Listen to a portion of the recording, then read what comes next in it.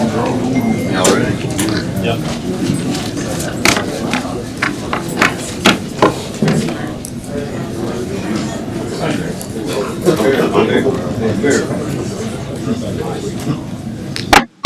I'd like to go ahead and call this meeting to order and let the minutes show that all aldermen are present, and that I would like to ask Mr. Stephen Gloruso to lead us in the invocation and Ms. Julie Messenger in the pledge, please.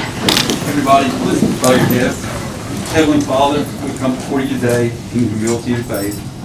We thank you for all you have given us and the many blessings in our lives. We ask for your guidance and strength. Show us the way and fill us with courage and wisdom. Help us remember your love and grace and to be faithful in our service to you. Give us the patience and understanding to face life's challenges with grace. We ask things in your name. Amen. Amen. I pledge allegiance to the flag of the United States of America and to the republic for which it stands, one nation, under God, indivisible, with liberty and justice for all.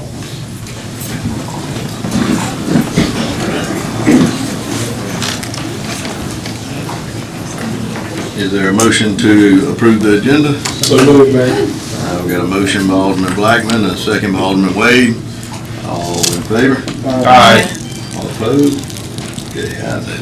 All right, we have a proclamation tonight for the National Childhood Cancer Awareness Month. Is there anybody here representing the, I guess if you don't mind, I'll just read it from here then if nobody's here. A proclamation recognizing September 2025 as National Childhood Cancer Awareness Month.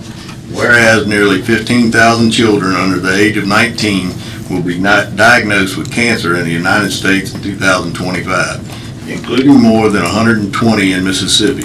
And whereas approximately 1 in 263 children in the United States are diagnosed with cancer before their 20th birthday.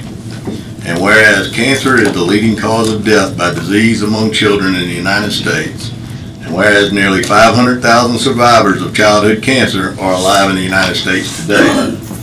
And whereas by age 50, more than 99% of childhood cancer survivors have had a chronic health problem, and 96% have experienced a severe or life-threatening condition caused by the toxicity of the treatment that initially saved their life. Now therefore, I, Bobby Cox, Mayor of the City of Ocean Springs, Mississippi, do hereby proclaim September 2025 as National Childhood Cancer Awareness Month.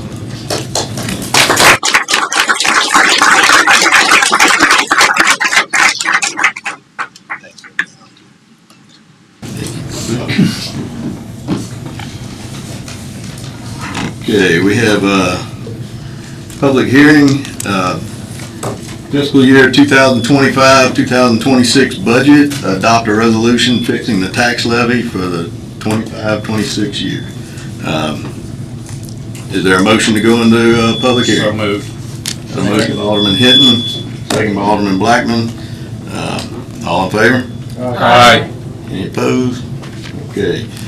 Christine?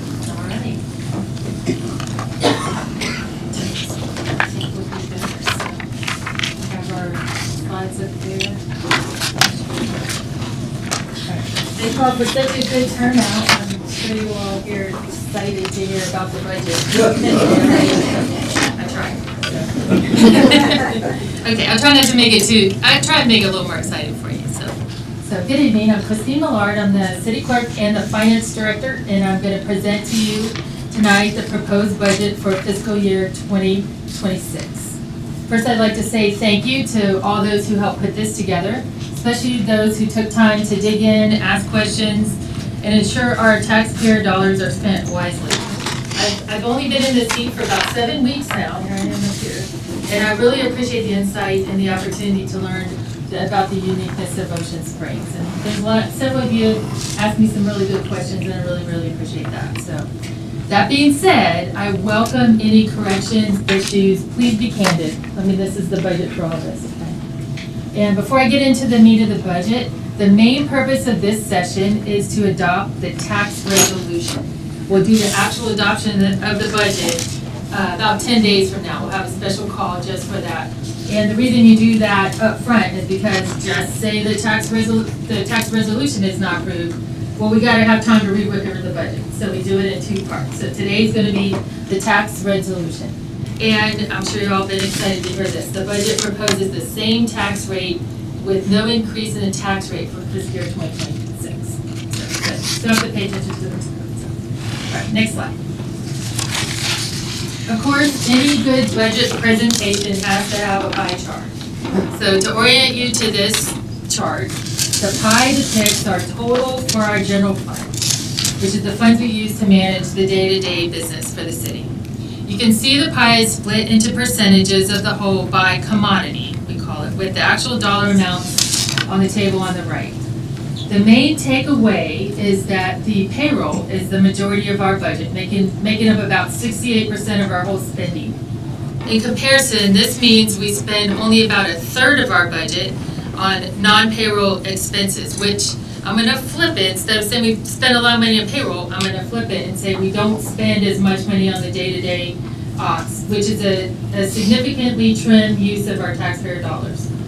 Over my first few weeks here, I've actually witnessed our city team, some of the people in this room here, working hard to analyze and get cost comparisons in an effort to ensure we pay the lowest and best price for what our city needs to operate. So I've actually seen that in action where, someone turns in a requisition and they've only got one bid and we turned it back and said, get a couple more cost comparisons. That's an effort to save the tax dollars. Over the next several slides, I'll walk you through the side-by-side comparison of this year's current budget to the budget we're proposing for fiscal year 2026. The basic strategy for this budget is built on the premise that Ocean Springs as a city is remaining relatively consistent, basically from September to October, year to year, therefore incurring pretty much the same basic expenses from this year to last year. In this budget, we use 2025 as a baseline, and we adjusted based on departmental needs, and all the department heads are sitting right here as well. I'll present to you the changes from the current year budget to the budget year, starting with our anticipated revenue. Next slide. It's kind of small. Okay, so we'll start with the revenue. We receive ad valorem tax information from the county, which is based on your property values. It's a double-edged sword this year, but property values have been assessed at higher this year. So while it's nice to gain value in the property that we own, that means we're naturally could pay more in taxes, even if the rate remains the same. And at this time, we are not proposing to increase the tax levy. We mostly anticipated the same income in other areas with a slight varying here and there based on projections and activity adjustments made to the current year that affect next year. At the very bottom, you see a cash carryover line. So we plan on carrying over about $1.7 million, which is pretty close to last year as a difference of only about $400,000. It is recommended, I've learned this since I've been here, it's recommended that cities keep at least about $1 million in cash carryover. And we exceed this, but not by too much. So what is the purpose of that? It's important to have those dollars available as a buffer for any emergencies. And then also, I hate to say it, but we have to use it for cash flow for reimbursement, especially in the case of if we have to be reimbursed by FEMA. I'm gonna knock on wood for that. I don't know if that's really wood. This has gotta be wood. Because we're talking about hurricanes. We have to have something there to spend and get the money back. That's how FEMA operates. So we don't wanna go too low for that. As you can see, we anticipate an overall income of about $19 million. Bottom line on this slide, although you see an increase in your property value and potentially pay more tax dollars, we're not recommending a change to the tax levy, which we'll see in a summary later in this presentation. For the next several slides, I'll go through expenses by department, and I'm going to emphasize the highlight changes for year to year. I'm not going to go through every little piece of it because you'll be here for hours.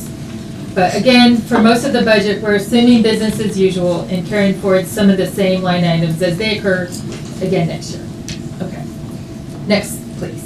We'll start with the accounts for the mayor and the board of aldermen.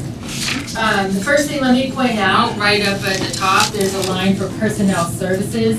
That's the payroll, and that's not the mayor's pay himself, that's his whole staff. So he has about 5 people in his staff. So when you see that aggregated line on each of the slides, that's aggregated for that whole department. It's not just one person.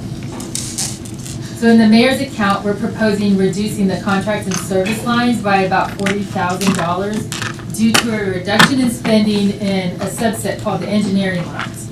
Most of our engineering expenses have been picked up in project dollars from grants. So we're still buying the things, we're just doing a little bit different and saving some money to taxpayers. The Board of Aldermen had a one-time cost last year of $30,000 for a contract to analyze the Leica property. I'm sure you're aware of that. And another $20,000 for last year for matching funds for a grant. Since those were one-time last year, the budget proposal does not include those for fiscal year 2026.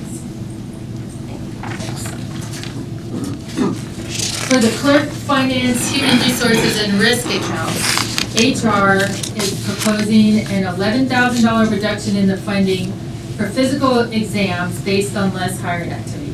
It doesn't mean we're not hiring, it just means a lot of the positions are filled, so we're not going to be hiring them this year. So probably a little bit less activity there. In addition, last year, or 2025, we paid for a $7,000 salary study, which has been completed, paid, and not needed for the upcoming budget. We're definitely using the data from that, and we will probably for a long time to come, but right now, we're not needing to repay for that, we're buying them. You're gonna see an increase in the clerk finance payroll line, which is not a proposal of increased salaries to the clerk staff, all right? That's Jeff. We have a proposal that you'll see later on for a longevity pay for the staff. And at this time, since it's not approved, and we did not divide it out to each of the departments, since it's unapproved, it's only proposal, we put it in the finance line as a placeholder.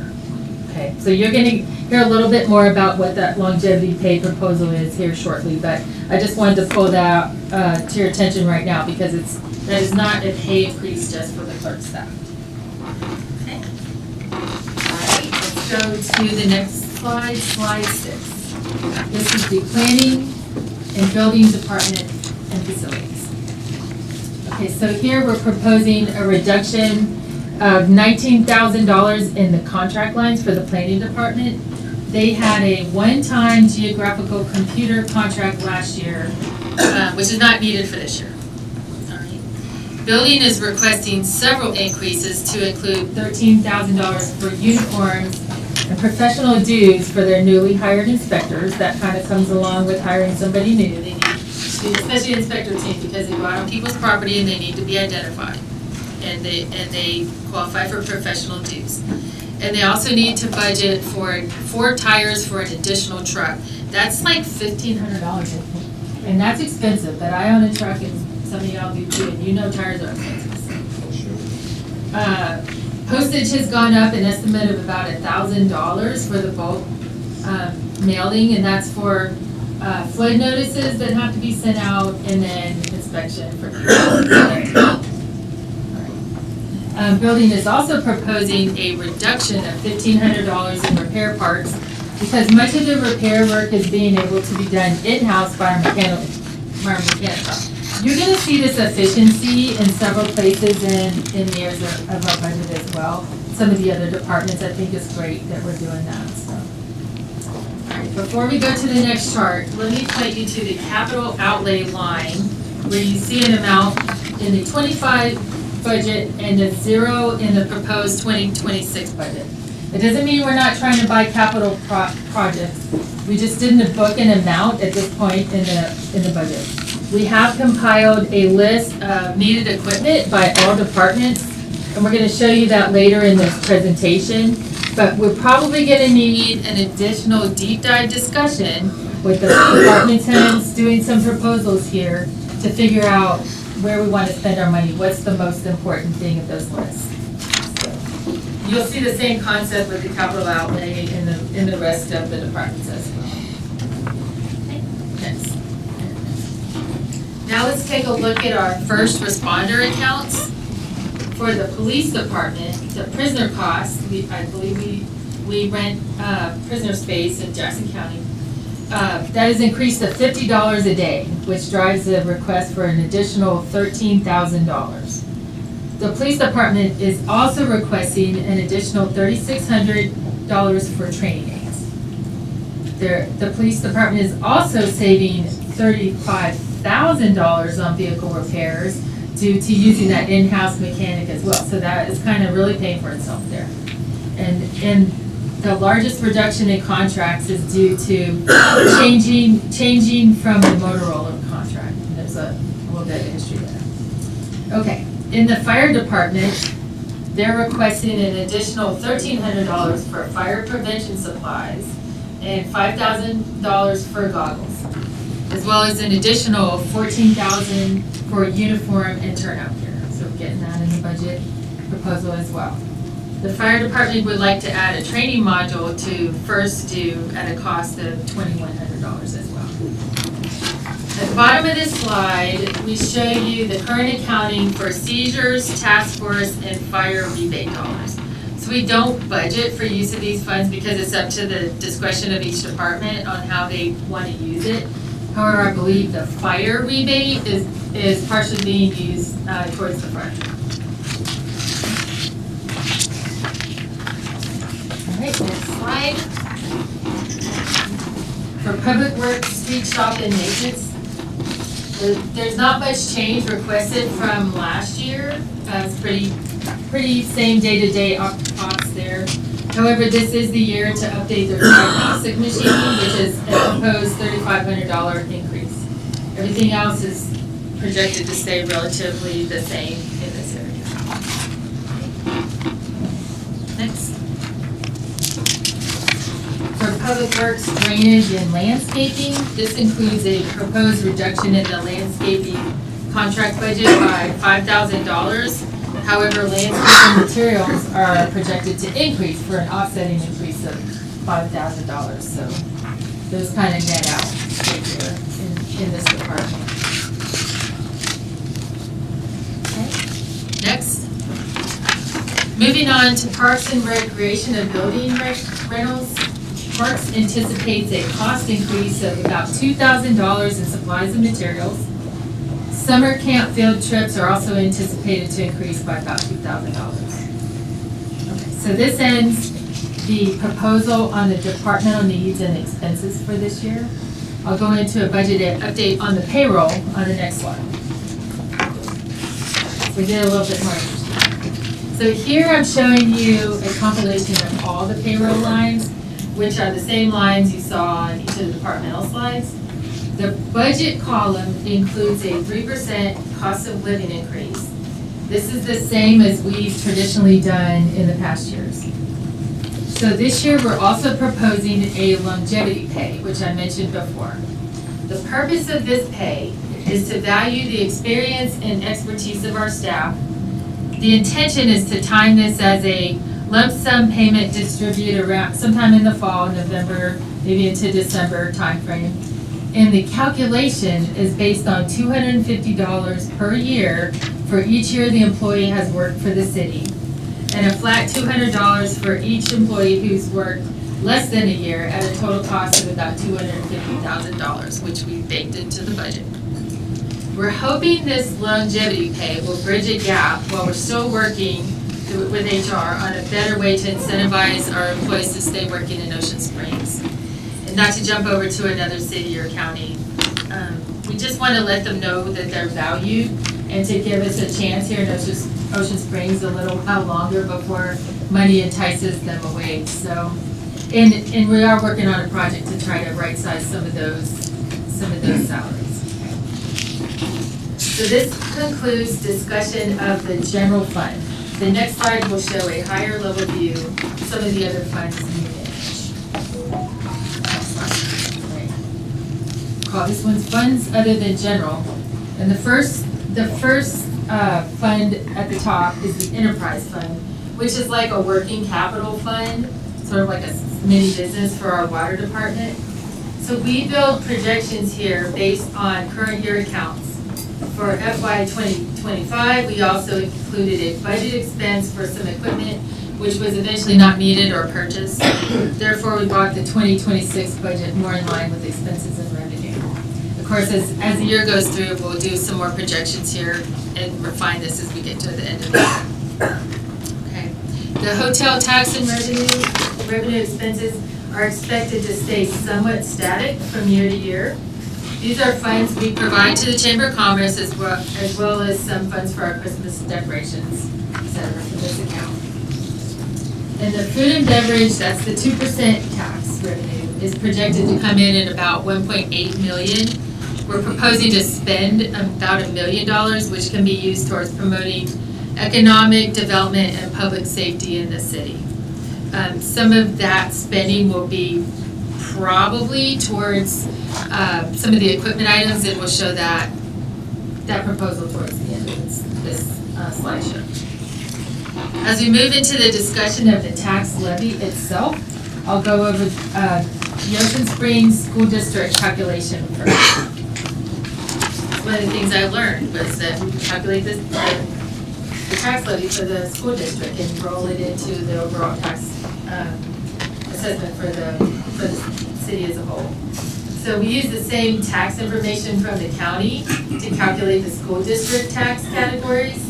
As you can see, there's one large category for maintenance, of which we calculate a millage rate of 54.79 mils. That mill rate is added to the additional categories as depicted below to arrive at a total tax levy for the school of 65.76. So in comparison, this rate is higher than last year because of the miscalculation in the 3 mil note line for 2025, of which many of you are aware. That shorted the school district, and we've been working through that throughout the year. In comparison with a normal average, discounting the error year, the tax levy is lower than the average, with the average being closer to 66 mils over the previous years if you look at a trend analysis. Speaking of the 2025 shortfall, I'm also including in the box to the right the proposal for the city to reimburse fees associated with the school system loan needed to remedy the shortfall. The proposal is to pay $5,500 in legal fees, $1,000 in board attorney fees, and the anticipated $44,785 in interest on the loan. So how is the method of payment? Where is that booked in the budget? So the school board is budgeted to send the city a payment for credit collection fees. This happens every year and is paid on an annual basis. For this year, right now, 2025, the school district has not yet paid those fees and would like to take the payment as credit against what the city would owe at $46,626. So that would leave us a balance still owed to, if approved, would still owe to the school system of $4,659. The school system would then like to take that balance as a credit against the same fees for fiscal year 2026, meaning the school system will only pay $41,967 in fiscal year 2026. We propose this as an acceptable plan, and if approved, one of the things I want to make sure is we have separate accounting lines. Even though we're handed only one check back and forth, we'll do it in separate accounting lines in our books, so we'll keep the trend analysis clean on the fees at the 46,000, the big number, and we won't show a dip if somebody were to look historically and try to make some extrapolations based off of that number. So we'll do it in multiple lines in the budget and the back room side, but just one check will change hands. So. And that's perfectly acceptable, and it will keep our records straight.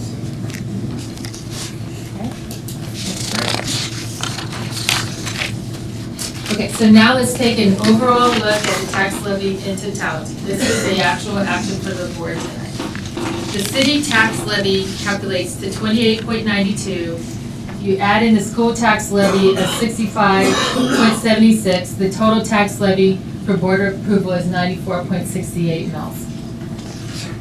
Again, this is very similar to last year's tax levy, with the city staying exactly the same, and the school board adjusting to slightly higher than last year, because last year was a low year on accident, but lower than the typical average.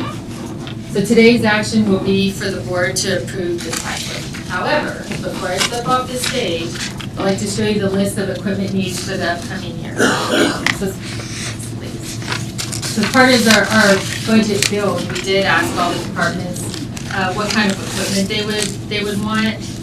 And we just said, give us your wants, your needs, in some sort of priority order. So this is relatively close to the departmental priority order. You can see the subsets. We, in our office, divided it just at the first glance into what we propose could be used from the 2% tourism revenue side, and then what doesn't qualify for that, and we'd have to find the money in the general fund or other solutions.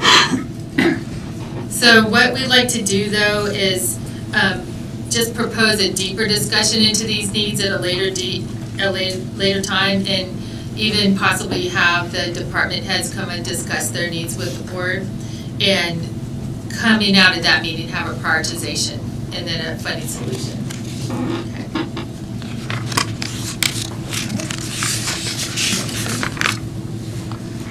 All right. In closing, I appreciate all the work the department heads, aldermen, city staff in preparing this budget. In the budget comment time, which is for or against, I also like to introduce Ms. County Clerk. Yeah, she's right here. Yeah, she's our accountant, and she's gonna help me answer her questions, just like it's only been here 7 weeks. So you guys know way more about the city and the history of some of these transactions than I do. But if your question is when you can't answer today, we're gonna take it for a record, and we'll get the response posted to you as soon as possible. Okay, just to start it off, we do have one question that came from Ward 6, and there's a line in the general fund revenue on the public handout, which is really thick. You can find it online. I think we may have copies around here as well. It's called transfer from 2%. So that was pointed out as a questionable transfer. We've done a little initial just over the last half a day deep dive into this, and realized that transaction has been on our slides and in our books for like at least 6-7 years. So we have to go back and do some historical on what's the purpose for it and propose a solution if that's not the way we need to do it. We do believe that it has something to do with festival overtime. It's not necessarily moving to the festival account because the overtime is paid out of the general fund. So there's a little bouncing ball, and we're gonna get to that, and that'll be the first question that we answer and do a proposal on a solution on how to fix it. Keeping in mind, tonight we're requesting approval for the tax levy, that 94.68, and the approval for the budget lines and the transactions overall will be in about 10 days, next Wednesday at 5:30. So that'll give us 10 days to resolve anyone's questions you have, so. Okay, with that. Christine, very good job. That was a very good proposal. I think we all want to thank you and the clerk staff and department heads for putting all this together and proposing that. So we are in a public hearing, so I'd like to ask, is there anyone from the public that would like to speak for or against the tax levy? It's not, can't just need my phone. Do we have anybody? Yes, sir, Mr. Bill. I'm William Batterton, I live on Ward 1. I looked at this online, and I saw in every department, there was a built-in overtime line. And it's being used. Why can't we take that overtime and consolidate it up into an executive level and let the city clerk, the mayor, sign off on overtime? Who, what, when, what are they doing in writing? So we can manage this overtime of almost $1 million last year. I took the police and firemen overtime out, that's a built-in, we gotta have that. I'm talking about everybody else. Almost $1 million in overtime. Oh, well, they don't get paid a lot, so that helps them out. A department head told me. let's take that overtime out. Up into an executive level. Make the department heads manage their budget as department heads. And if they need overtime, I can understand a sewer break, they gotta get on it right now. When that's over, they submit the document, who all worked it, what did they do, how much overtime they did, and give them their own charge number for overtime. It's not hard. That's an overhead. Overtime's overhead, correct? Yes. Okay, so, pile it out of there in one spot. And let the executives manage overtime, not the department heads. Make the department heads do their job and manage the budget. Thank you, Mr. Bill. We do have many breaks in the water line, so that does require, and along with all the festivals, so we do have several overtime hours. But thank you for your input. Anybody else would like to address the board? One up?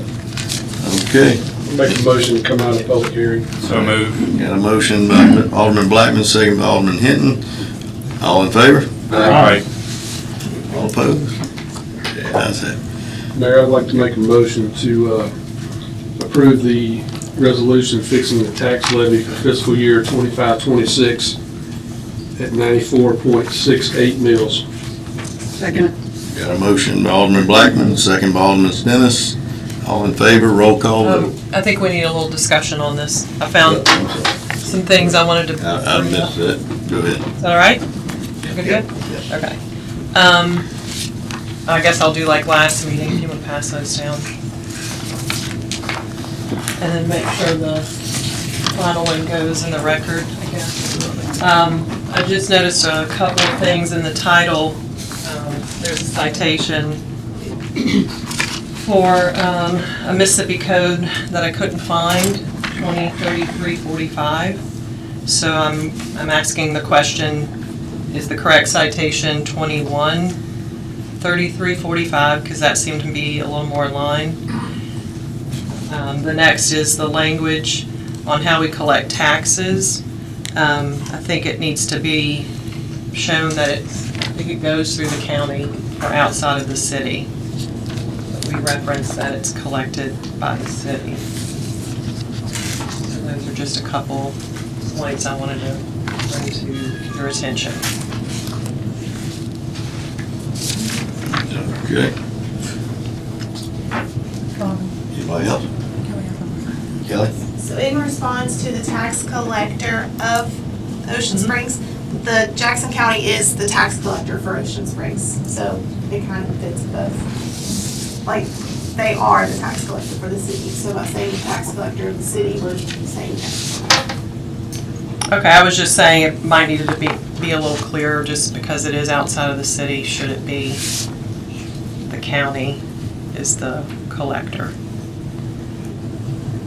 No, because it's saying that it's the same tax collector that the city has for outside of the city limits for the school district.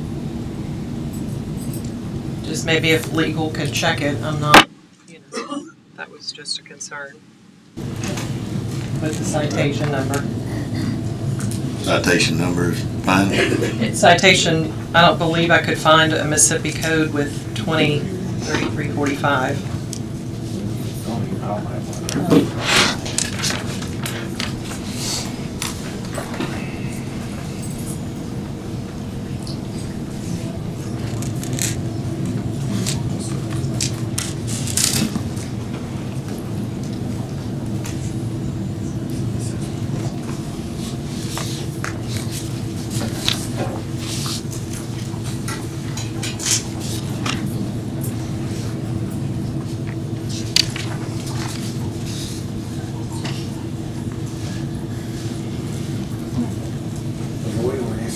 Yeah, I was just waiting to see if you have it. If you I don't, I'll have to. don't, we can have him review that. I'll look, I think it probably is supposed to be 213345, but I just gotta check better than that.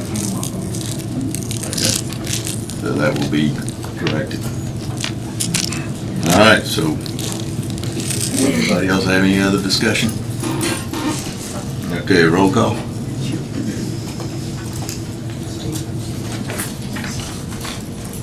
Aye. Aye. Aye. Aye. Aye. Aye. Aye. Okay.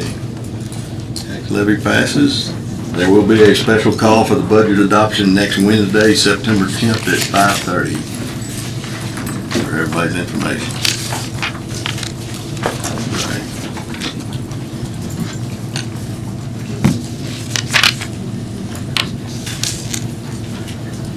All right, so we got another public hearing on 3420 Groveland Road, PIDN number 601273330.050, requesting a zoning change from RMH Mobile Home Parks to CH Regional Commercial.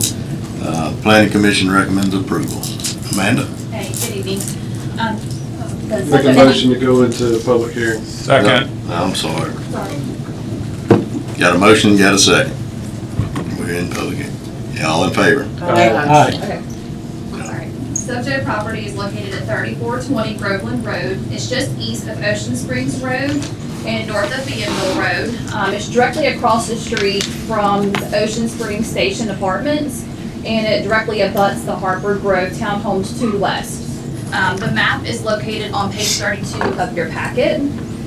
The property is currently zoned RMH Mobile Home Parks, and the request is to rezone the property to CH Regional Commercial, which is the most intense commercial use district, allowing retail, office, hotel, educational establishments, and residential development patterns. The property is currently 1.15 acres and is currently vacant. All properties to the east, west, and south that directly abut this property are also zoned CH Regional Commercial. The property to the north that contains the apartments is currently zoned RM2 multifamily dwellings. At the Planning Commission meeting on August the 12th, Mr. Ricky Sutherland spoke on the applicant's behalf in favor of the zoning change. And there was no opposition letters received and no one spoke in opposition at the Planning Commission meeting. If the rezoning request is granted, it will still conform to the standards of the CH Regional Commercial District. And after the presentation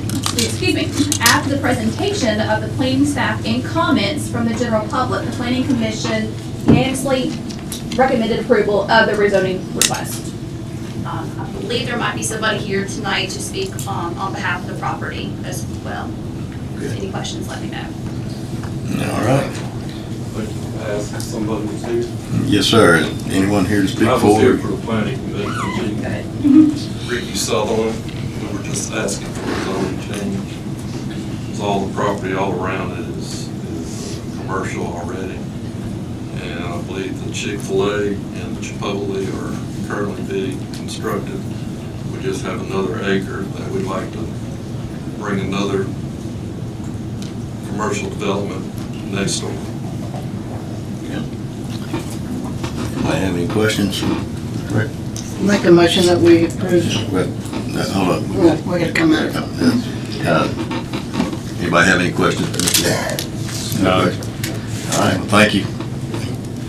Make a motion to come out of Well, hold on, public Rob. hearing. Is there anybody else that would like to speak for or against? Nobody else? Okay, now we can move forward, Rob. Go ahead. Make a motion to come out of public hearing. We got a motion to come out of public hearing? Got a second? Motion by Alderman Blackman, second by Alderman Stennis. All in favor? Aye. Okay, we're out of public hearing. Mayor, I'll make a motion to approve the request to a zoning change from RMH Mobile Home Parks to CH Regional Commercial for PIDN number 601273330.050. Second. Got a motion by Alderman Blackman, second by Alderman Hinton. All in favor? Aye. All opposed? Okay, we'll move on to agenda public comment. The public is invited to address the board for up to 5 minutes each for a maximum period of 30 minutes, only regarding issues listed on this agenda. Please identify yourself and the agenda item. If no agenda item is stated, you will be asked to hold your comment until the general public comment at the end of the meeting. Okay, come on up. Yes, sir. My name is Taylor Pontius. I'm here to speak on old business proclamation letter of man-made emergency. The Ocean Springs Entertainment District is a cornerstone of our city's cultural and economic life. Its restaurants, bars, and nightclubs provide good jobs, attract tourism, and sustain a vibrant community identity. This is a self-sustaining ecosystem which is made up of boutique hotels, Airbnbs, museums, countless amenities, art galleries, and local mom-and-pop shops that all coalesce to form the Ocean Springs downtown economy. With our shared success comes the responsibility to ensure public safety and to demonstrate responsible self-governance. The following proposals represent a framework of self-regulation that balances business and vitality with community safety.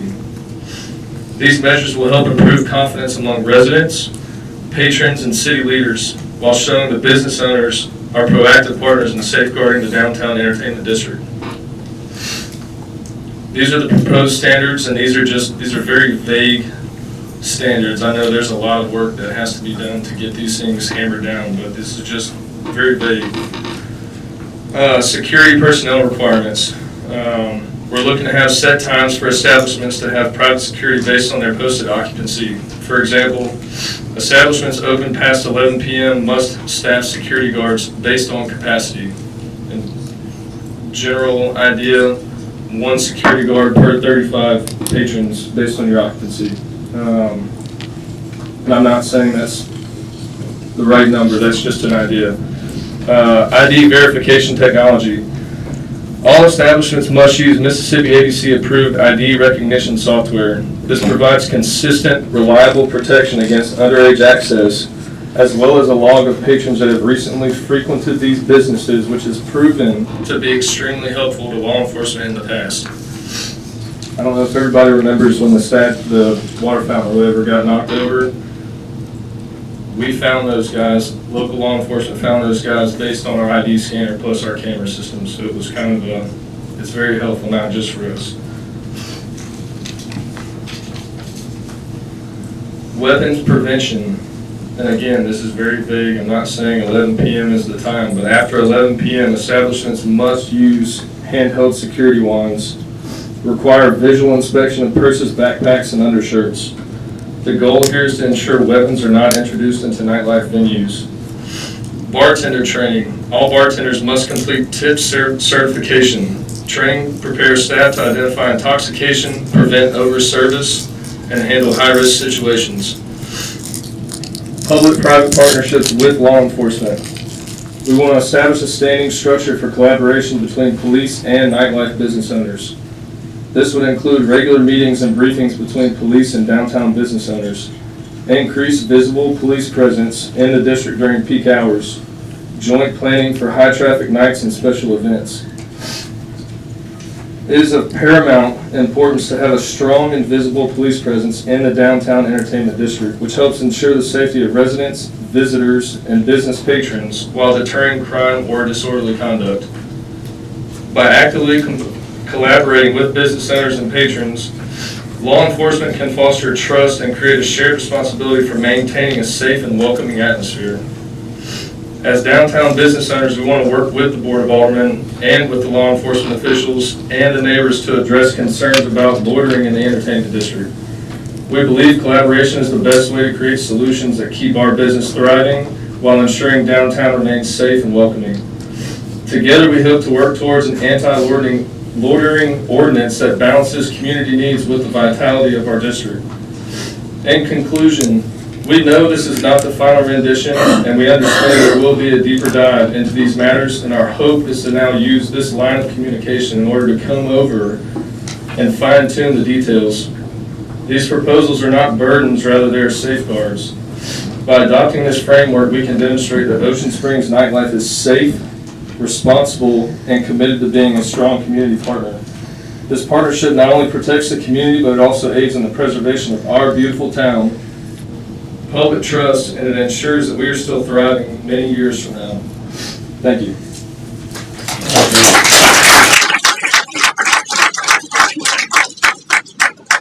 Is there anyone else who'd like to address the board?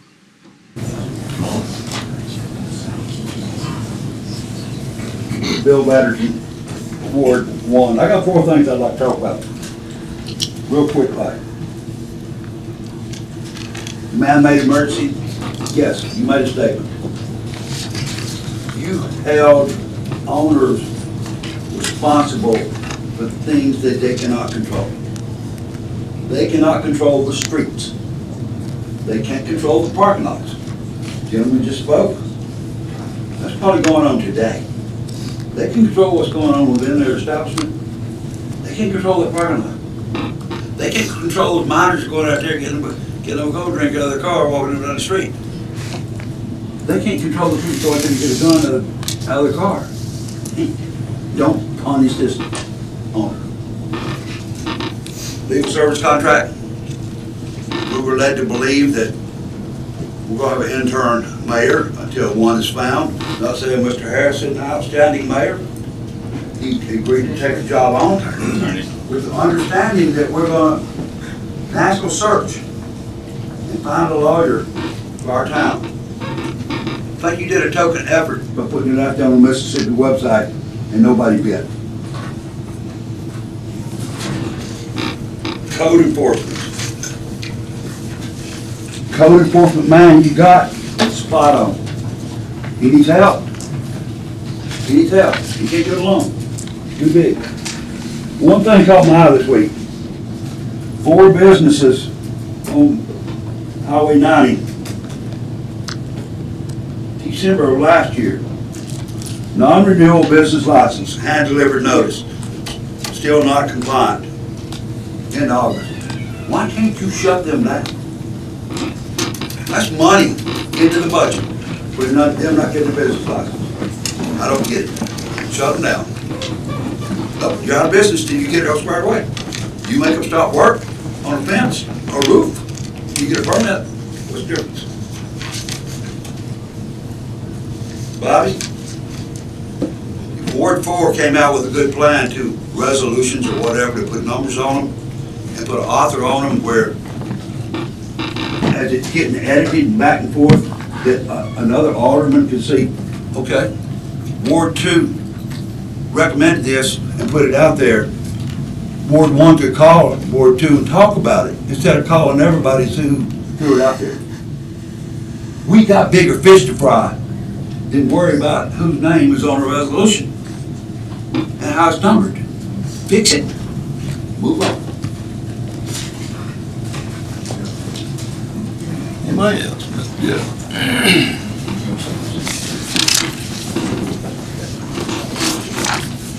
Joe Jewell, Ward 3. I want to speak on 2 of the agenda items. Like Mr. Edison, I want to speak on item 11. Bobby, I've been a big supporter of yours. I want to say openly, I voted for you. I did everything I could to put you in office.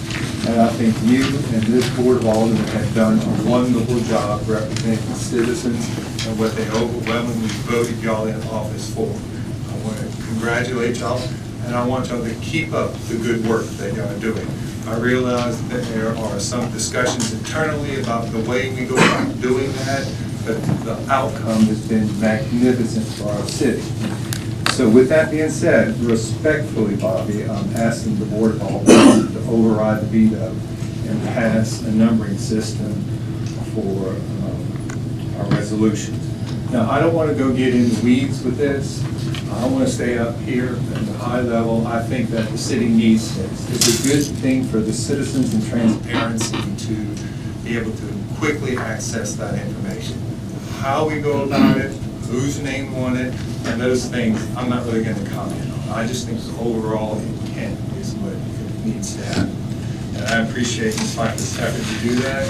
I appreciate, Bobby, your interest in getting the details right before it got. So I just want to say that. Next is agenda item 7A.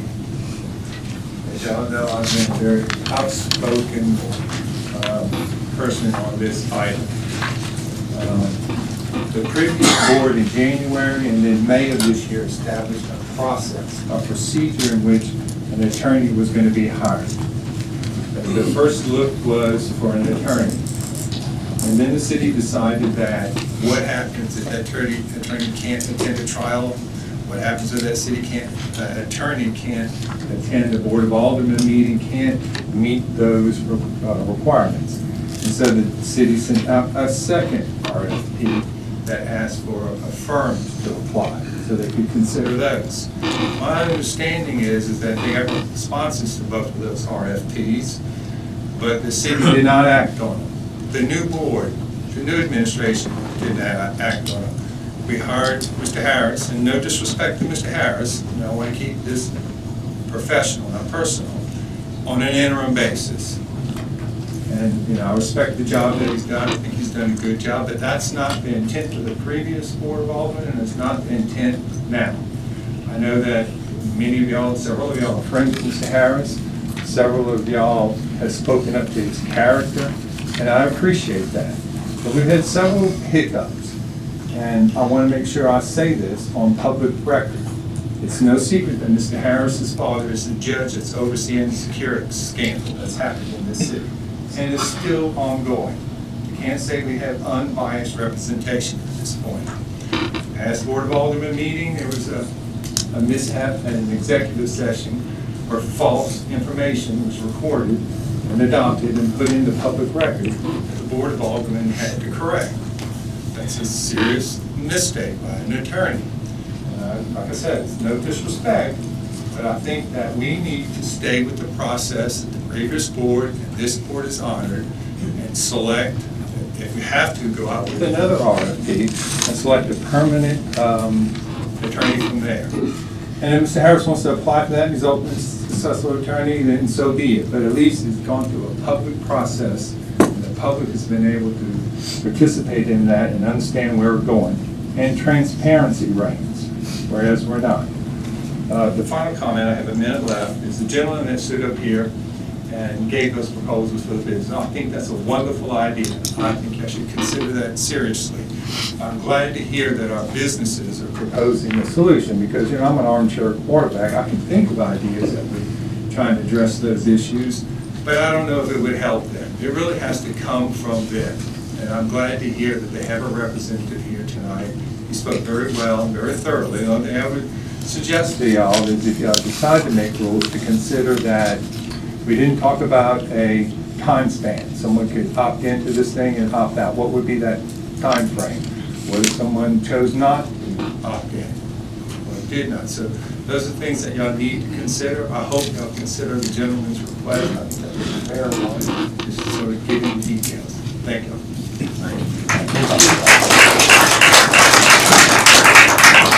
Anyone else like to address the board?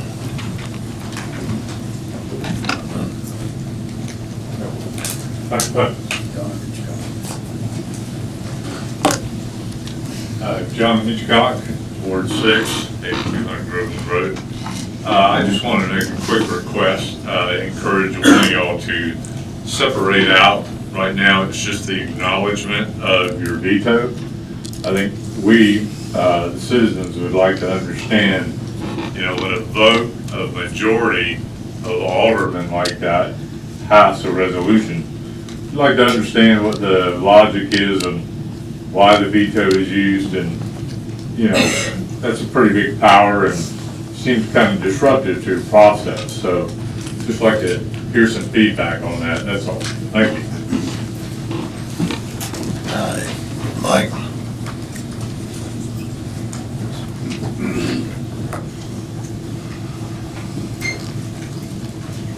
Good evening, Mayor, Alderman. Good to see you all again in your seats. My name is Mike Elon. I'm a resident of Ward 2, live on Front Beach Drive. I'm also a director of Save OS. I think you may be aware I wrote a letter to you over the weekend on the proposal to make the contract city attorney permanent. I'm here to encourage the board to move away from what our historical employment model has been for the city attorney. Presently, and the proposed contract that's in the package has the city attorney not only handling the administrative duties for the city, but they're also handling the litigation responsibility for insured and non-insured lawsuits. Now, that model probably served Ocean Springs well in the past, a couple of decades ago, but all the literature that you read on that subject today suggests that successful cities like Ocean Springs that can afford to employ a full-time city attorney should do that. That model is good for small towns that don't have much activity or much legal work to do, or they can't afford a city attorney. And that's no longer our city. So the growing pains that we've endured over the past couple of administrations certainly, we believe, indicate that we need a better model. We've reached the point that we need a full-time city attorney. If you look at other successful cities in the state of Mississippi, I named a few of them in my letter. Some of them are a little bit larger than us, but they're probably not any more busy than we are. And we believe that a city like Ocean Springs can certainly benefit from a full-time city attorney. The cost appeared to be manageable in the proposed contract for continuing into the current model. There's an allowance for a retainer that's probably as much or more than what we could pay to get a full-time city attorney. There's many advantages in the resources that you go to on this subject. A full-time city attorney would allow all of you to have time to discuss the issues that are important to you in managing this city. A full-time city attorney, by not being involved directly in handling litigation, has the opportunity to sit back and look objectively on what we're doing. It would enhance our ability to avoid disputes rather than have prolonged disputes continuing under litigation. And also a full-time city attorney can add a lot of efficiency in looking at all the contracting services across the city to look for cost savings. So I guess in conclusion, I'd encourage all of you as aldermen and the mayor to act in your own and our collective best interest, move forward with sourcing or looking at sourcing a full-time city attorney. There are lots of guidelines that are out there from within municipal organization literature, city attorney associations that can be used, including sourcing channels for looking for candidates. I'd also say if you decide to move forward with changing our model, that the board should be actively involved in approving the sourcing process. This shouldn't be outsourced to the administrative team or the HR group. It should be delegated to others to work on without your involvement. The city attorney is an important role. Be one of your colleagues that will be a big part of keeping us on the right track to continue our current sort of culture and character of this community, making us one of the best, if not the best cities in the state of Mississippi. So thank you for listening, and we hope that we decide to move forward with a different approach than is described in the package. Thank you.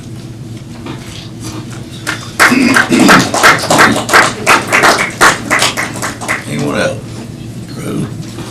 Good evening, Brian Rhodes, Ward 1, and I too want to speak about item number 7, which is the city attorney position. But I think that I need to preface it by talking about the February 4th vote that was taken here. A lot of people here were actually present during that vote. Many more watched it on YouTube. They can watch it right now on YouTube, and there were some decisive actions taken by this board. But if you look at the minutes, the official minutes of what this board voted unanimously on, it's completely different than what was actually proposed. So there was an old book called 1984 where George Orwell said, sometimes government wants you to believe not what you see, but what they tell you. And this is a case like that. And I'm sure that it was a mistake, but I think that this is something that we need to kind of fix. There's 3 of you that actually voted on this February 4th.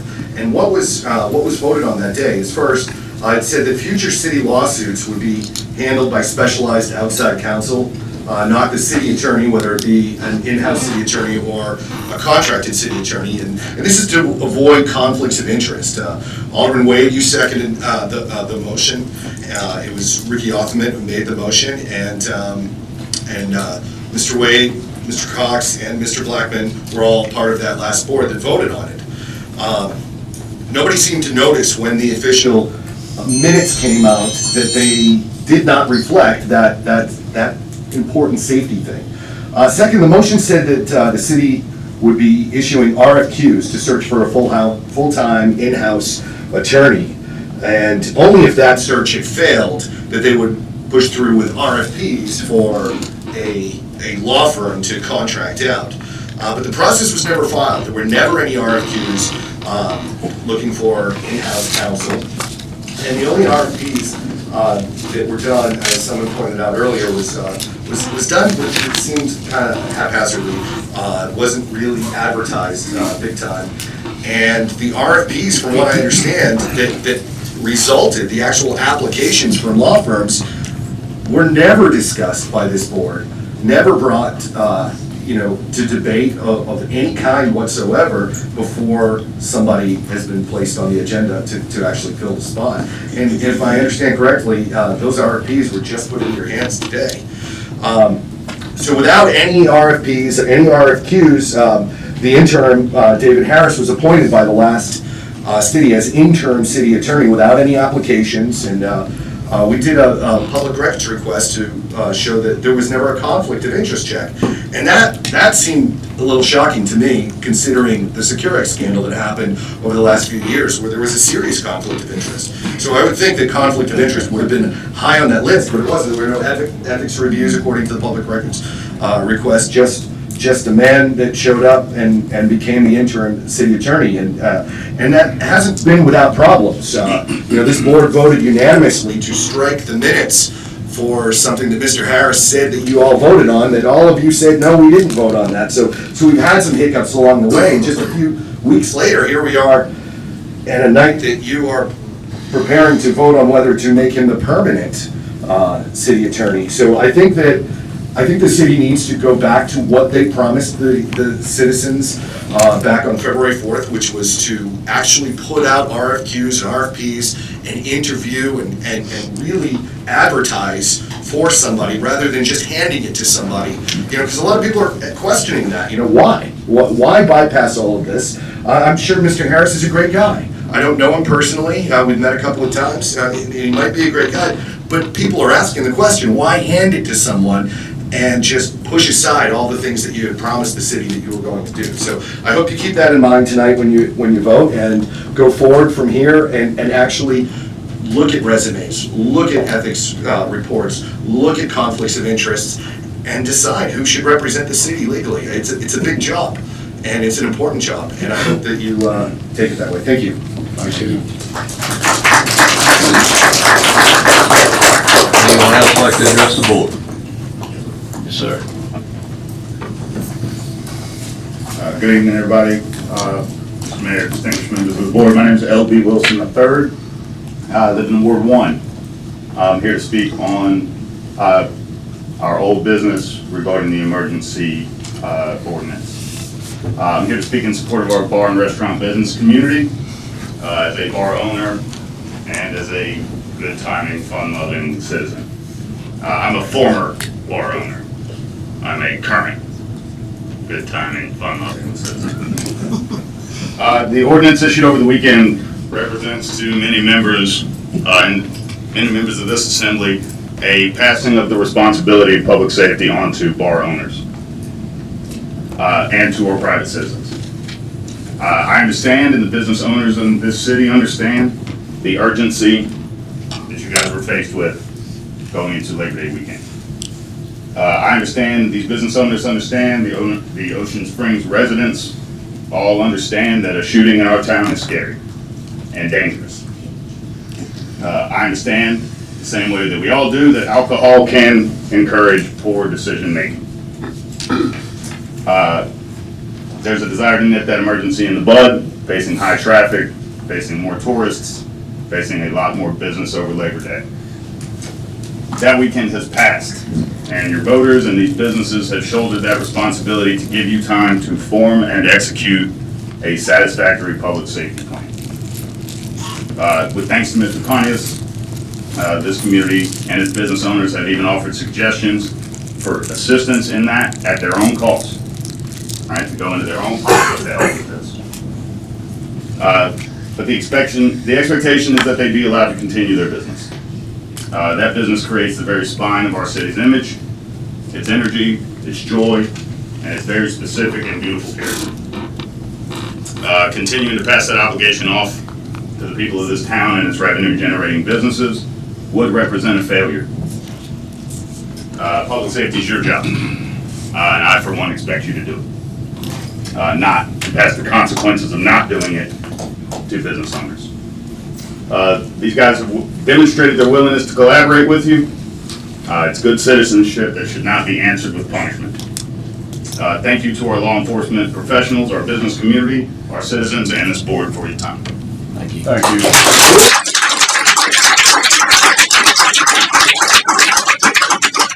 Do we have anybody else like to address the board on an agenda item?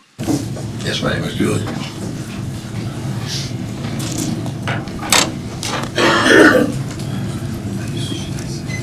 Okay. Julia Line, Ward 2. So I've got something written down, I have to find it. Okay.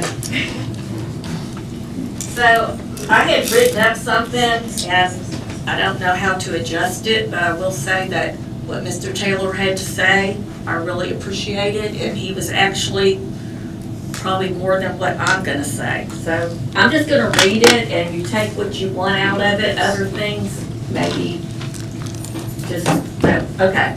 Most of you ran on making our town safe for the residents and visitors. It has gained a reputation of Little Bourbon Street, and the charm after certain hours is gone. Does the tax money brought in after 1 o'clock a.m. worth our town's reputation? Is it worth the neighbors, and especially the elderly residents of Villa and Samaritan House, that are disturbed throughout the night by the noise and the screeching tires? Is Government Street an area where you would recommend your adult children to visit late evening? Is it an atmosphere where a family should rent a condo or a short-term rental for the weekend? Stray bullets kill. Stray bullets are the result of drunk, hot-headed people. When the charming reputation is replaced with "I would never stay in that town," what happens? The visitors we need to dine, shop, and stay in our local hotels and other places to stay go elsewhere. I'm going to guess the bulk of taxpayer money comes from dining, hotels, and shoppers. Is the late night atmosphere really what was intended when we decided to become a tourist designated town and entertainment district? But let's do this right. I suggest a mapped area, possibly the overlay districts of downtown, maybe Porter Avenue and other areas adjacent to residential areas. I was saying have a 12:30 last call.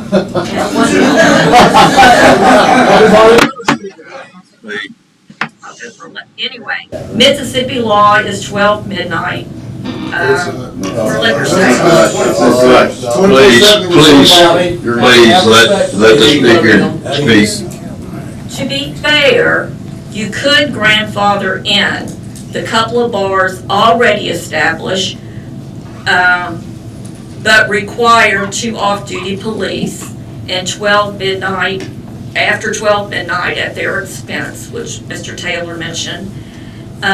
Then maybe we need an ordinance that any new bars that open in this general area that's supposed to be our charming downtown where families like to visit, have to close at a more reasonable time, but grandfather in the ones that are already there.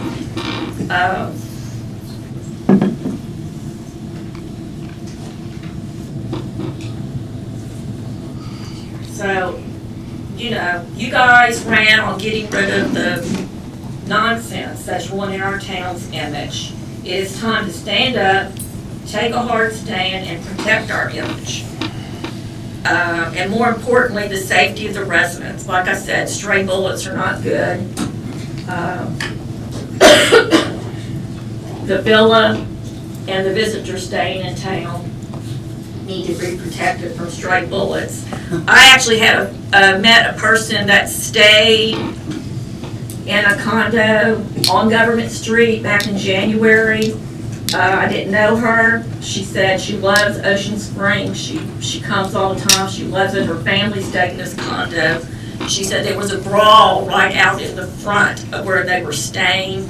She said there was urinating going on. She said she will never stay in that area again.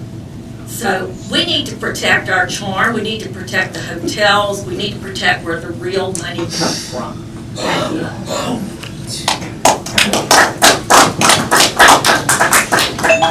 Okay. 30 minutes. We'll take one last speaker. This will be it. Aaron Getch, 139 Water's Edge. I'm here to speak about the bar curfew, the decision and the process of how it was done last week, and caution the board against continuing that or trying to undertake this responsibility tonight. I think you've seen from enough sides tonight that you're kind of in a no-win situation. No matter what you do, somebody's going to be mad at you, and it's not just one or two people, it's significant factions of this town. I'm not an Ocean Springs bar owner or Ocean Springs bartender, but I am an Ocean Springs bar enthusiast. And I have spent a lot of time in these bars during the hours which this board has sought to regulate. I would encourage anybody that is making the decision to attempt to regulate bars during those hours, at least visit them, check them out, and kind of see what you're working with. Don't rely on hearsay of hysterical social media takes on what happens in these bars at these hours of night. Over my time in Ocean Springs, I've met a lot of these bar owners in town, and I found them to be genuinely good people, invested in their community. I think we're lucky to have them here. I can say with confidence, based on my interactions with a lot of these bar owners in town, that no one is more interested in protecting and maintaining a safe environment in their establishments than the owners themselves. After all, this is their livelihoods at stake, not anybody else's. This is not a one-size-fits-all problem. Local government attempting to regulate it as such is short-sighted. Bars come in all shapes and sizes, large, small, some are happy hour heavy, some are late night heavy. Anybody on this board or any one person doesn't know what's right for all bars in Ocean Springs. So again, undertaking that responsibility to put a one-size-fits-all solution on it doesn't make a ton of sense to me. The fact that this board last week enacted the emergency proclamation the way they did is kind of ironic too. The curfew enactment was done within a matter of hours with no transparency or public input, either before or during the process. Many on this board championed transparency and public participation in decision-making at City Hall during the recent campaigns. This so-called emergency declaration was done in a manner that lacked none of that. Last week's rash decision to enact a curfew failed to consider who it harmed the most. Consider the bar owner who, a year ago, decided to purchase a failing bar in town and clean up its reputation by investing his personal money, but more importantly, his time. Just as he started to realize the fruits of his endless labors, he's told he can't operate after a certain hour. Consider the bartender who trying to make ends meet is picking up graveyard shifts at a local bar. 3 days before a holiday weekend, they're told, sorry, you can't work your shifts this weekend. Figure out another way to provide for your family on 3 days' notice. This is not how government is supposed to act, much less in a city the size of Ocean Springs, where garnering feedback from those legislation most affects is no more than a phone call away. Let's not punish the majority for the actions of one. In closing tonight, I implore you to remember that the government that governs least governs best. Thank you for your time, and thank you for your service to the city of Ocean Springs.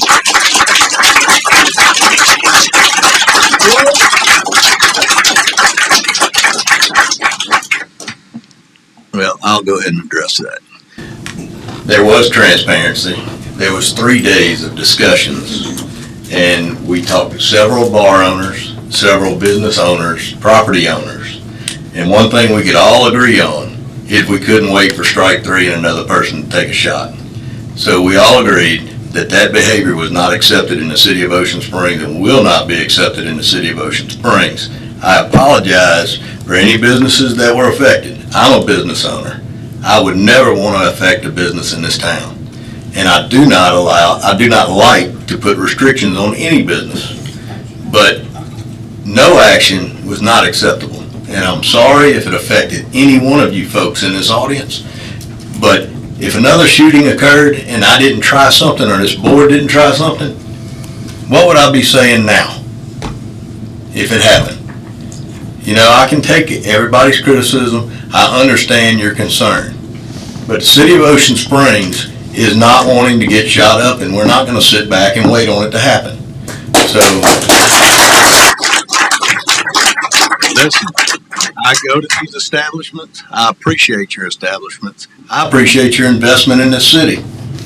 And I want to continue this. And the decision was emergency because of it being a holiday weekend. Okay? The holiday weekend, we had 3 days to get ready for. And if I would have sat back and I would have asked the community what they thought, if I would have asked the bartenders what they thought, by the time we called a special call meeting, we come in here, debate back and forth, the weekend's come and gone. I'm sorry, it was an emergency decision that had to be made. This board made it. I apologize for any businesses that got affected, but it's time to move on. And with that being said, the emergency is over with.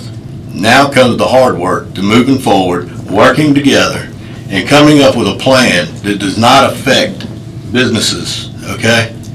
We want to have our businesses, but we want to manage and be safe, all right? So let's move forward. With that being said, let's work together. Let's do what we can, the best we can do. Guys, the ones that came and sat in my office, we talked for a long time. Even the ones that did not agree with exactly what we were doing. When we got off the phone, they said, we understand. We cannot take any more of this bad behavior in our city. So, listen, as a business owner, I want to move forward with this as a positive move, not a negative move. So, let's all work together. With that being said, I do want to entertain a motion to end the emergency order. So moved. And let's move forward and working together and coming up with a final solution. I do want to say one thing, Bobby, and I understand your passion and your emotions there, and I appreciate it. All right, to everybody, like you said, that was affected, you know, we're extremely sorry that had to happen. But like Bobby said, we had to do something. Wasn't popular, wasn't a great idea, but we've realized we've made some adjustments to things that need to happen downtown, and hopefully moving forward, we won't have the need for anything like this again. But we do sincerely apologize for any businesses that were affected, and you know, we just look forward to moving forward with much better activity downtown. So we need to, you know, come out of the public comment and move on to the old business, Bobby. Well, that's where we're at now, man. Yeah, We already moved on to that public comment. All right. You don't need one. All right. So, Well, since we're moving on with it, with the old business and the emergency, man-made emergency, now this is an official motion that I wanted to do tonight, is to lift the temporary emergency order. we do have a motion on the table. He did make a motion to lift. Yeah, well, this is gonna be a little bit more entailed to that, so I mean. I'll rescind my motion and let you have your motion. All right. My motion is to lift the temporary emergency order, rescind, and to ensure that there will be extra police presence and going through the collaboration process of updating our ordinances. That's my motion. I'll second. Okay, we got a motion by Alderman Hinton, second by Alderman Tillis. All in favor? Aye. Aye. Any opposed? Okay, the ayes have it. The emergency order has been lifted.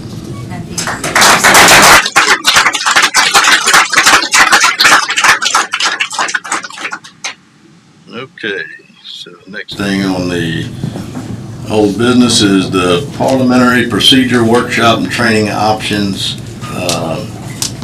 Alderman Pfeiffer raised this topic at the last meeting, and we discussed a parliamentary training from, I'm not sure of the name of the individual, and then we also discussed Jason Camp with the Mississippi State Extension Service.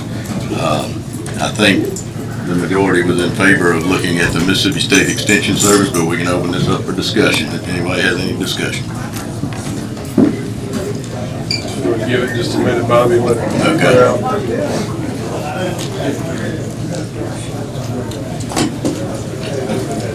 Might need to close that door on that side.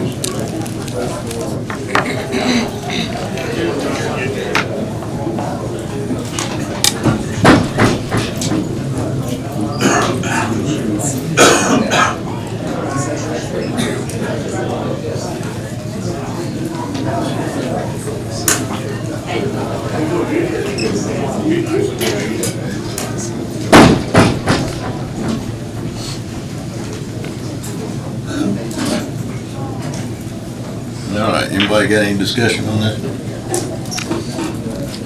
No? I support taking the MML class, that, can help train, so I'm in favor of it. I think MML does a great job, but when you go to MML, you gotta sign in to a class, and you gotta stay in that class the whole time. If you jump around, you're not learning anything. So, but MML does a good job. But isn't Jason Camp affiliated with MML? Yes. He does. So we're not going outside of MML? I think I've been on a couple of his webinars, and he does an excellent job, and I think he's in line with what we need. But it's a very specific parliamentarian workshop. I wouldn't have a problem with that. I do believe that he does have a class. Christine, what's the date of his class coming up? Sure, there's an evening class in Hattiesburg, it's Thursday, October 2nd, and it's called Foundations of Municipal Government. It's like $25 to attend, that includes dinner, so. October 2nd. That's what he recommends. Okay. So, do y'all want them to just check into this class? Do y'all want to see about calling him down? Because he does have some dates that he could actually come in for a class. Yes, he said he is available sometime between the 8th and the 12th of September, and again between the 15th and 19th. It just depends on the date and see how it works for his schedule, but he can come down during that range. Okay. All right, so we can either go to his class or you have to have a unanimous vote to Right, so get him the to come conditions down. of him doing the training, he said that, first of all, he needs an explicit list of the topics so that he knows what to prepare for, and he needs a unanimous vote from the whole board before he'll come down. That's because he doesn't want to get himself in a situation where he's mediating issues. So he's learned in the past and said he requires a 100% vote, unanimous for the board. Okay. And a list of topics. I'm in favor. That doesn't make any sense. Why would he need that? Because, I mean, I've done my time with parliamentary procedure workshops, and so I'm going to be the one that holds up the others from having that come here. Didn't he just say that he just wanted our support? You didn't have to say you had to show up. That's true. We all vote. I mean, I'm with you because you've probably already been through this, but it would be helpful for this whole board to go through it. Or Kevin, I know Kevin. I've been through it too. If you're not interested, then I don't see a problem in you not being here. Well, the dates are the 8th. 8th through the 12th of September and 15th through 19th. So if you pick a date, then we'd have to check with him and make sure that that still works. But those are the ranges that he gave me. So we would need a unanimous vote to move to request a date, so y'all want to make it? I'm for, ongoing training and everything, but I can tell you that October is going to be a no for me. This is September. September. 8 through 12. In October. That's the class in Hattiesburg that you could take on your own. October 2nd, you can go, anybody can go to that class. But it's not the same class, I'm assuming, Well, if we're gonna send him the topics. yeah, that's even better. Correct. It's not the same class, it's the class that's already standing that he gives. Right. If you want him to come here, you have to give him a list of topics. Correct. 2 different things. Correct. All right, well, make a motion or have a unanimous vote or? Shannon, this was yours.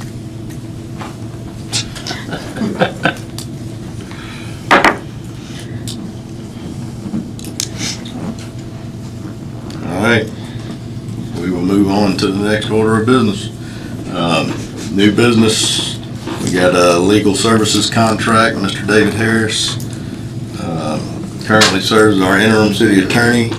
Interim appointments are generally limited to 90 days. As that period is nearing its conclusion, Mr. Harris submitted a new one-year professional services contract for consideration by the board. The discussion, Mr. David, would you like to just give us a brief, the 90 days, your contract, moving forward? Yeah, sure.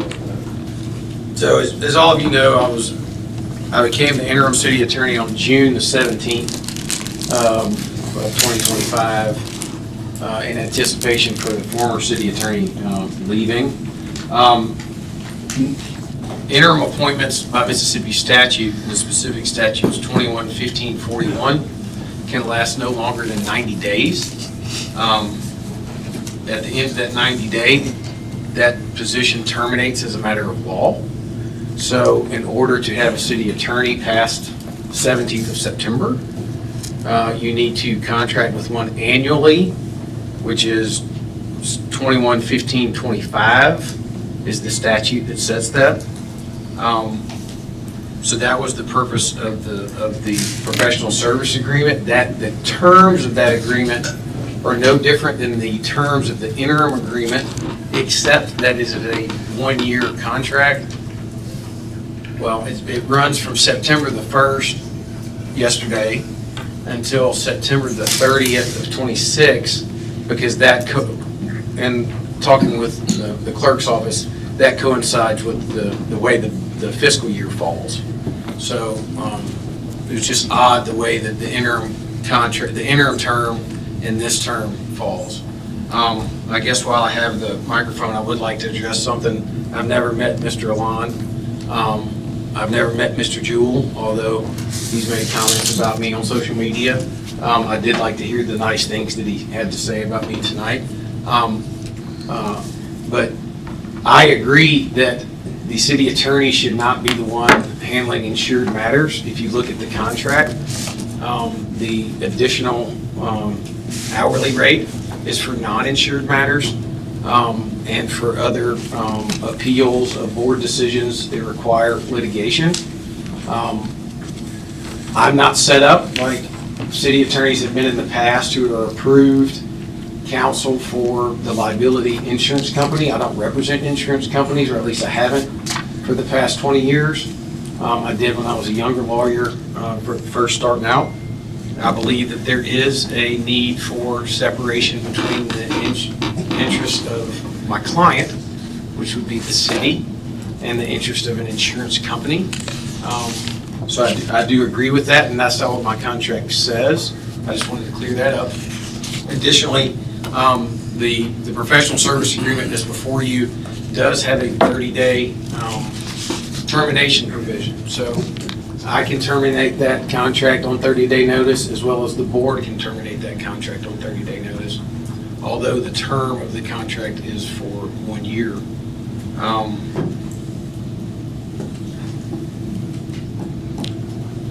I'm happy to entertain any other questions. I do believe that in my interim phase that I have made myself available to all of you and to all of the department heads, addressing any concerns that they may have. But I'm happy to take any questions from anybody. But you gotta have somebody, at least in the interim time frame. And quite frankly, if y'all wanna open it up for RFQs, as was previously voted on by the board. If y'all determine that's what you want to do, I'm not gonna take that as a slight against myself.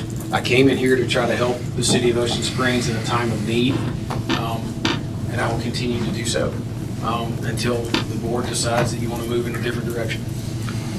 I have a question for you, David. Our process of RFQs is not complete. That's still out there. And we have a small list of applicants at this time that I have asked to review. I believe everybody should have gotten those today, but we have. I guess my question is, why do we have to do a one-year contract, even though I understand the 30-day clause? Why can't we do a monthly with a automatic renewal until a decision is made? Well, the reading of the statute is, since I was the interim, right? And the statute says that no interim shall serve longer than the term of 90 days. And so I'm already in that category. And then the statute for the appointment of a city attorney says that it has to be for a year. It's annually. So in compliance with the dictates of the legislature, that's how I interpret those things to happen. I don't think you can keep extending it. Mr. Mayor, I'd like to make a motion to hire David Harris Law Firm as the city attorney with a 30-day termination clause and go out for RFQs and RFPs to look over for a city attorney. Second. I'd also like, would you put in there that the current applicants should be notified to be either reapplied or pull their names? Yes. All right, I have a motion by Alderman Hinton, second by Alderman Wade. All in favor? Aye. Any opposed?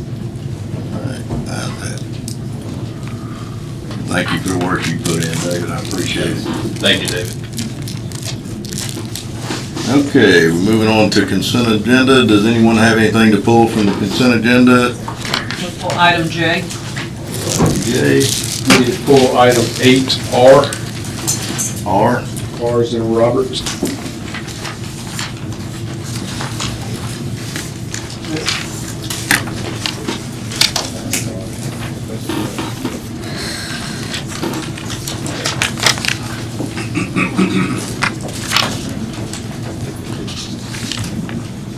Anybody have anything else to pull from that? All right, do I have a motion to approve the consent agenda with the exception of item J and R? So moved. Got a motion by Alderman Wade. Second. Second by Alderman Tillis. All in favor? Aye. Okay, item J, Ms. Pfeiffer. This is correction for item J. You pass it out and make sure one goes on the record. It states the State Tax Commission, and that was dissolved in 2010, and everything's now under Mississippi Department of Revenue.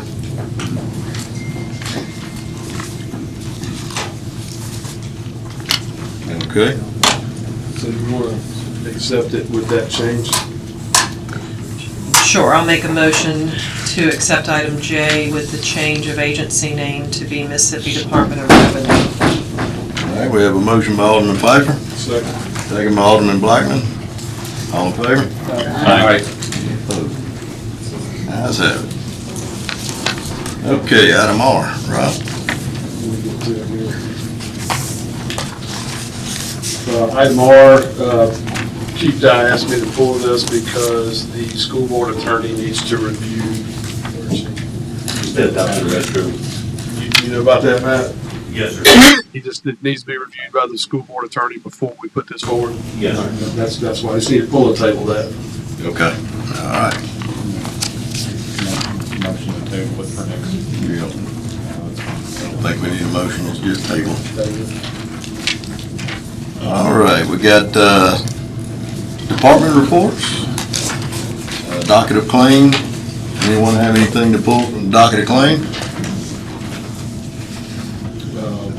Not Mayor, I'll make a motion, we approve the docket of claims, all expenditures are appropriate, authorized by law, and spread the summary upon the minutes. Second. We Got a motion by Alderman Blackman, second by Alderman Hinton. All in favor? Aye. Any opposed? Ayes have it.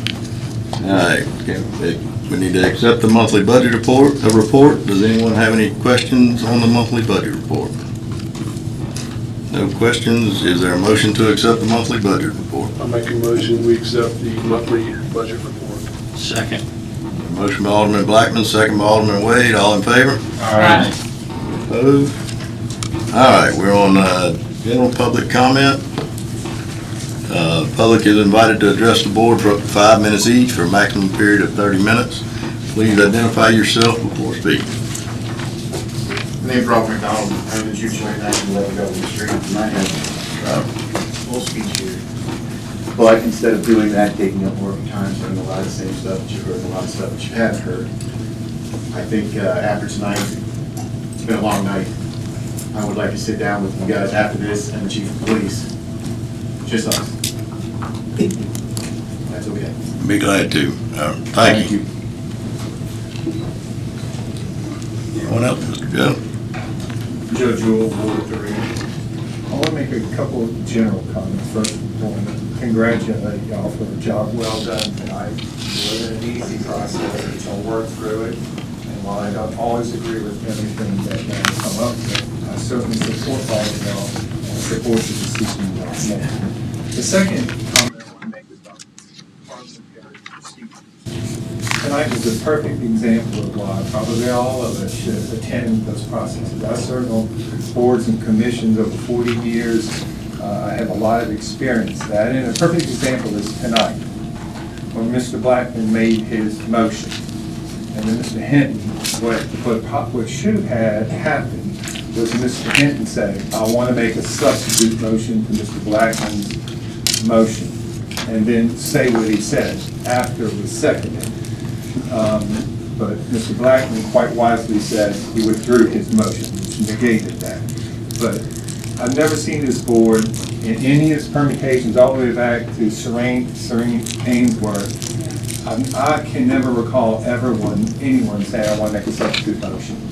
So I think it's a wonderful idea that y'all are going to participate in that and understand the rules. Fully support that. The second comment I want to make is about the behavior that happened here tonight.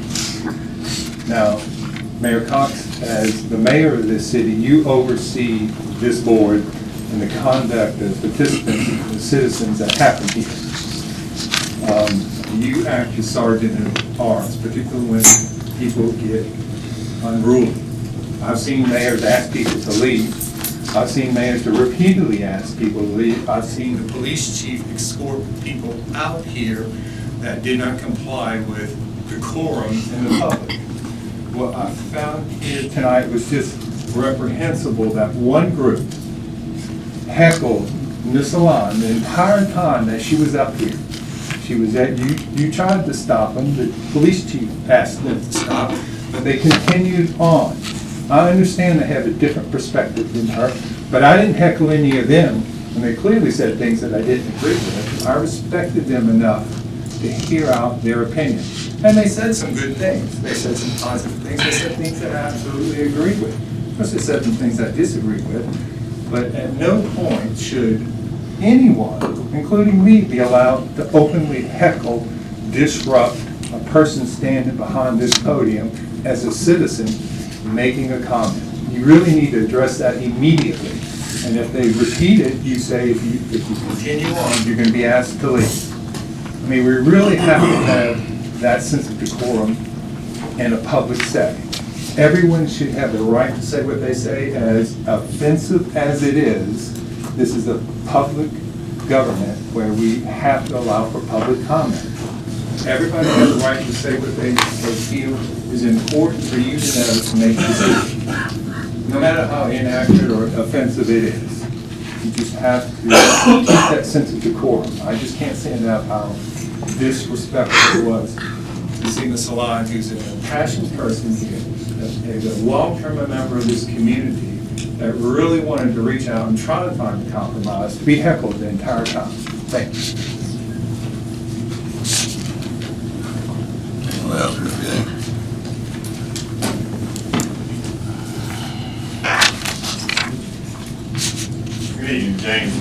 Ward 5 on very brief, ladies and gentlemen. I wasn't going to say anything tonight, but the situation came up after the fact on 6B. Last board Alderman meeting, Alderman Pfeiffer brought information to this board on the gentleman that did want to come down here to conduct the class. And please correct me if I'm wrong in stating that. And it seems that there's sort of flip-flopping. I think the price tag was he was going to charge us $500. Oh, down to $3? Okay, $300. And I don't understand, when the stuff was brought up this time, it seemed we approved tonight. Right. It sort of bouncing all over the place. And I understand people have gone back in and have attended the course. They don't feel the need to come back to the course. I respect that 100%. But if the board unanimously goes back in and votes against the gentleman comes down, but all that aldermen do not have to attend, it's just to have a unanimous vote to go back and approve him coming down. And We didn't. There was no action taken, that's right. Right. It seems that that situation needs to go back and rectify itself. Because the key thing is that it's better for a person to come here and everybody got to go back up and go all the way up there. I understand that. Thanks for very kind. Thank you, Mr. Day.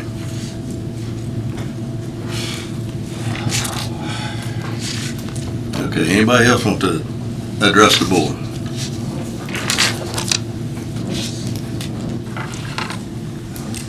I just kind of want to repeat what I was saying earlier.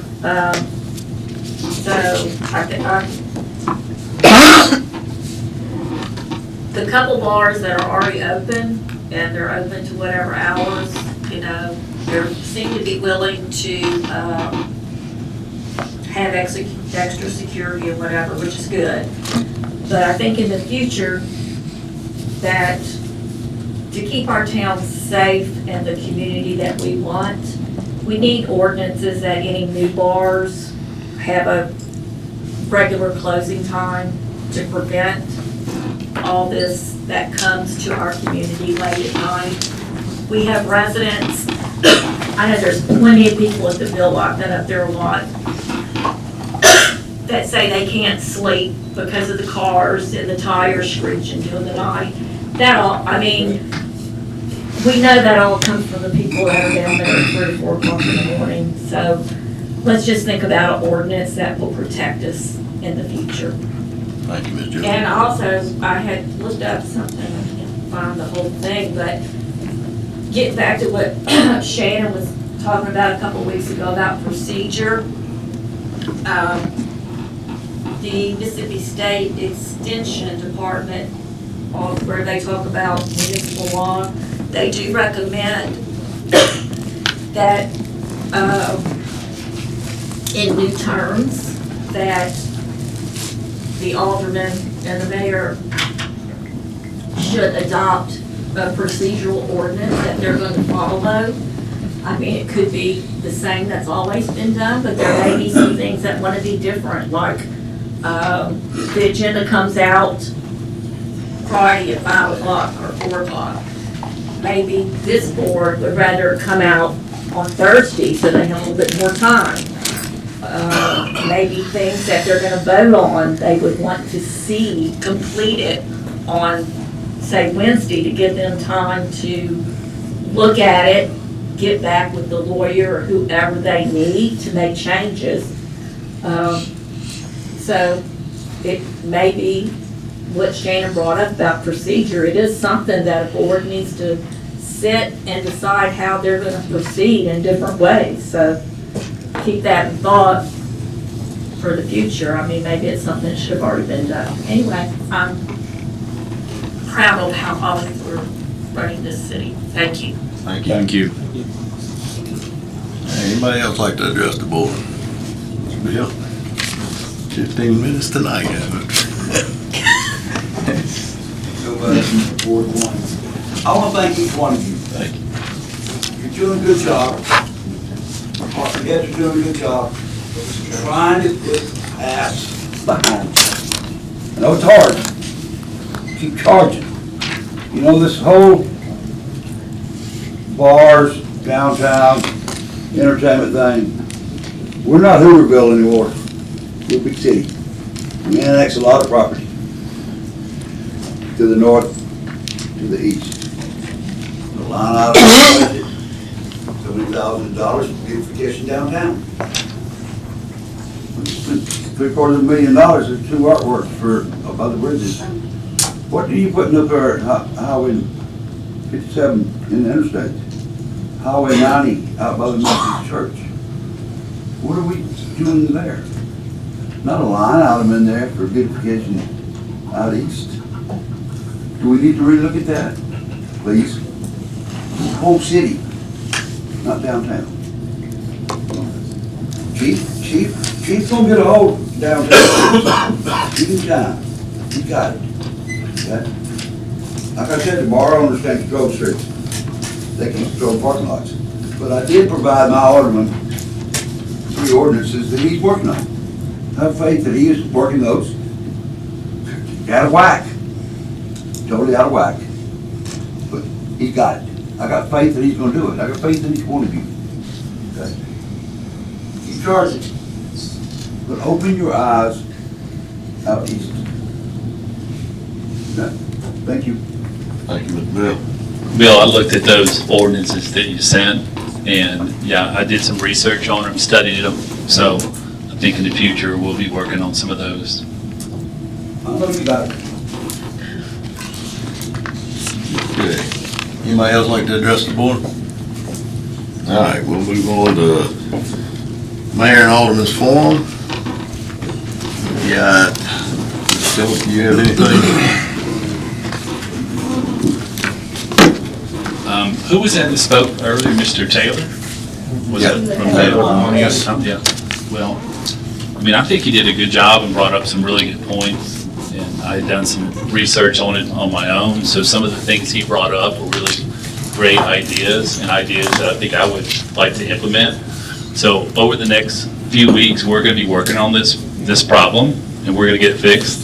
You know, make downtown safer, more secure, and we're going to include everybody. So I have all the confidence that all 8 of us are going to, work towards finding the common goal for everybody.